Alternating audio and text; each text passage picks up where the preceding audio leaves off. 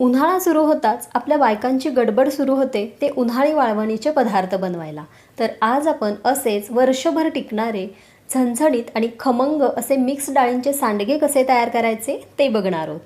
नमस्कार मंडळी, मी सपना आणि सपनाज किचनमध्ये तुम्हा सगळ्यांचे मी अगदी मनापासून स्वागत करते। तर हे मिक्स डाळींचे सांडगे बनवायला अतिशय सोपे आहेत। यामध्ये आपण 3 डाळींचा वापर केलेला आहे।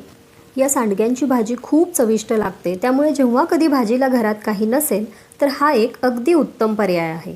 चला तर मंडळी, जास्त वेळ न घेता आपण लगेच रेसिपीला सुरुवात करूया। तर इथे मी एका भांड्यामध्ये 1 वाटी मटकीची डाळ घेतली आहे, त्याचबरोबर 1 वाटी मुगाची डाळ आणि 1 वाटी हरभऱ्याची डाळ। आता या तिन्ही मिळून या डाळींचं वजन भरतंय 500 ग्रॅम, म्हणजे साधारण अर्धा किलो डाळींचे सांडगे आपण इथे बनवणार आहोत। तर आधी आपल्याला या डाळी स्वच्छ 2-3 पाण्याने धुवून घ्यायच्या आहेत। तिन्ही डाळी आपल्याला एकत्रच भिजवायच्या आहेत। आपल्याला जर आज सांडगे बनवायचे असतील तर आदल्या दिवशी रात्री आपण डाळी भिजवून घेतल्या तरी देखील चालणार आहे। तर इथे बघा, मी सगळ्या डाळी व्यवस्थित 2-3 पाण्याने स्वच्छ अशा धुवून घेतल्या। आता यामध्ये भरपूर पाणी घालायचं आहे आणि यावरती झाकण ठेवून या डाळी आपल्याला भिजत ठेवायच्यात। आता मी इथे रात्रभर या भिजवून घेणार आहेत। तुम्ही साधारण 6 ते 7 तास भिजवून घेतल्या तरी देखील चालणार आहे। तर दुसऱ्या दिवशी सकाळी बघा, डाळी आपल्या अगदी व्यवस्थित अशा भिजल्या गेलेल्या आहेत। आता यामधलं पाणी आपल्याला सगळं निथळून काढायचं आहे। तर त्यासाठी एक भांडं घेतलं, त्यावरती चाळण ठेवायची आणि त्यावरती ही सगळी डाळ आपल्याला काढून घ्यायची आहे आणि यामधलं सगळं पाणी आपल्याला निथळून घ्यायचं आहे।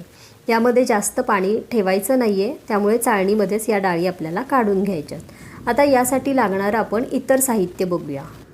आता इथे भिजवून ठेवलेल्या डाळी घेतलेल्या आहेत, त्याचबरोबर 15 ते 20 लसूण पाकळ्या, अर्धा चमचा जिरे, चवीपुरतं मीठ, अर्धा चमचा हळद पावडर, 1 चमचा कश्मीरी लाल तिखट, 1 चमचा घरगुती लाल तिखट, त्याचबरोबर भरपूर अशी कोथिंबीर घेतलेली आहे आणि अर्धा चमचा हिंग लागेल।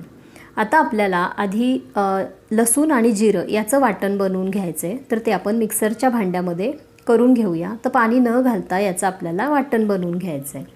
तर इथे बघा, अशा प्रकारे जाडसर असं हे वाटण मी इथे तयार करून घेतलेलं आहे। आता त्याच मिक्सरच्या भांड्यामध्ये आपण डाळ बारीक करून घेणार आहोत। तर बघा, डाळ बारीक करताना त्यामध्ये अजिबात पाण्याचा वापर करायचा नाही आहे। आता ही डाळ आपल्याला अगदी थोडीशी रवाळ अशी वाटून घ्यायची। तर बघा, अगदी खूप बारीकही नाही आहे आणि खूप जाडही नाही आहे, अशी रवाळ अशी ही डाळ मी इथे वाटून घेतलेली आहे। डाळ वाटताना त्यामध्ये अजिबात पाण्याचा वापर करायचा नाही आहे। अगदीच गरज लागली तर एखादा टेबलस्पून इतकं पाणी घातलं तर चालणार आहे, पण खूप पातळ हे मिश्रण आपल्याला करायचं नाही आहे। तर इथे बघा, अशा प्रकारे सगळी डाळ मी वाटून घेतली। आता यामध्ये सगळ्या पावडरी आपल्याला घालून घ्यायच्या आहेत। तर हिंग घातला, मीठ घातलं, हळद घालायची आहे, त्याचबरोबर लाल तिखट। आता इथे तिखटाचं प्रमाण तुम्ही कमी जास्त करू शकता किंवा डाळींचं प्रमाण घेताना ते देखील थोडंफार कमी जास्त केलं तरीही चालणार आहे। आता सगळे पदार्थ मी यामध्ये घालून घेतले। आता व्यवस्थित याला हातानेच मिक्स करून घ्यायचं आहे। आता इथे बघा, सगळे पावडर मसाले मी या मिश्रणामध्ये व्यवस्थित मिक्स करून घेतले आणि अशा प्रकारे हे इथे पीठ आपलं तयार झालेलं आहे। आता लगेच आपण याचे सांडगे बनवायला घेऊयात। तर एक ताट घेतलं, त्याला थोडंसं मी तेल लावलं आणि हाताला थोडंसं पाणी लावायचं आहे आणि पाण्याच्या हाताने हे सांडगे आपल्याला अशा प्रकारे तोडून घ्यायचे आहेत। हातामध्ये मावल एवढंच पीठ घ्यायचं आहे, जास्त एकदम पीठ घेतलं तर सांडगे आपल्याला तोडता येणार नाहीत। तर अगदी थोडंसं पीठ घेतलं आणि अशा प्रकारे अंगठ्याच्या मदतीने अगदी छोटे छोटे असे हे सांडगे आपल्याला बनवून घ्यायचे आहेत। आता सांडगे बनवताना त्याचा आकार खूप मोठा ठेवायचा नाही आहे, अगदी छोटे छोटे सांडगे आपल्याला बनवून घ्यायचे आहेत।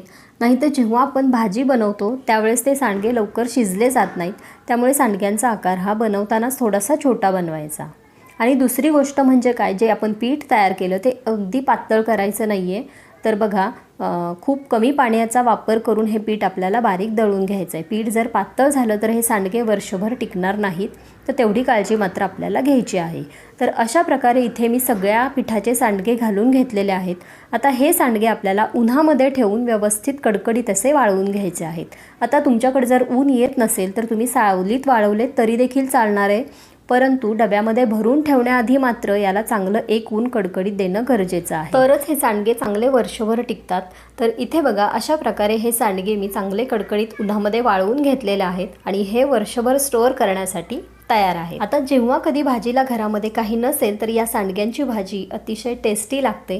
तर तुम्ही सुद्धा ही रेसिपी नक्की तयार करून बघा आणि कशी झाली ते मला कमेंट करून नक्की सांगा। व्हिडिओ आवडल्यास लाईक करा, शेअर करा आणि अशा छान छान रेसिपी पाहण्यासाठी सपनाज किचनला सबस्क्राईब करायला अजिबात विसरू नका। पुन्हा लवकरच भेटूयात अशाच एका छानशा व्हिडिओ सोबत। तोपर्यंत धन्यवाद।